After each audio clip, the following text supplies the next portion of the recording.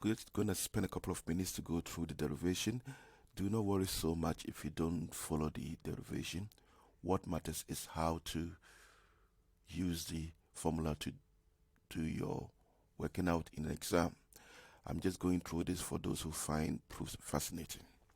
So triangle ABC, labeled as per our previous lessons. The height, I call it H, and at this point I call it X. So you could see that line AB is C, but I've divided into sections, so I need to know how long this is, how long that is. So I would prefer to call this side Y.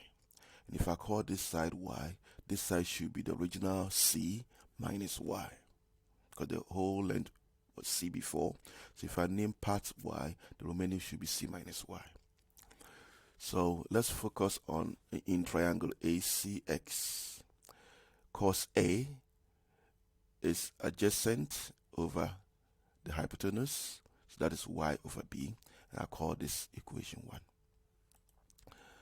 Now I'm going to use Pythagoras theorem in still the same triangle ACX to work out what is B squared. B squared should be equal to H squared plus Y squared.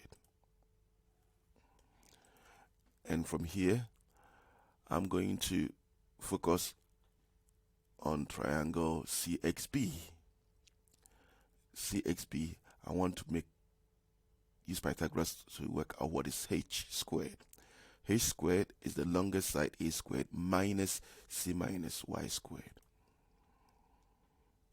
And if I expand the bracket, this is what I will have. But remember, I'm going to multiply it by -1 now.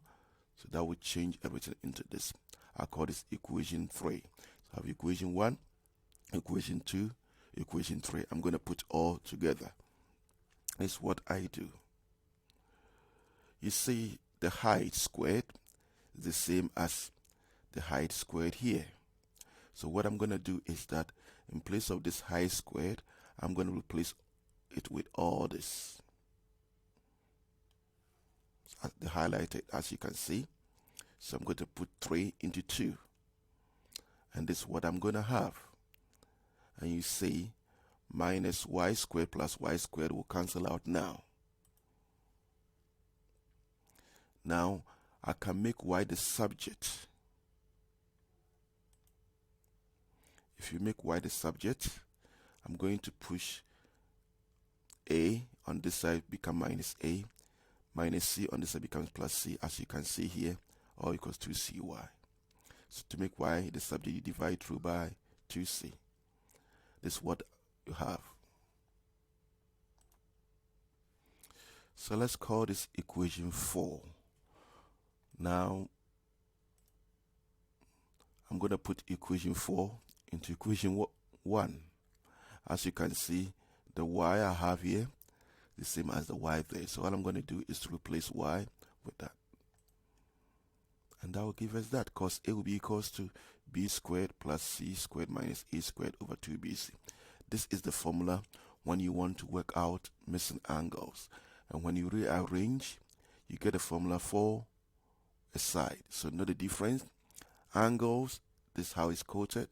Size, this is how it's going to be quoted.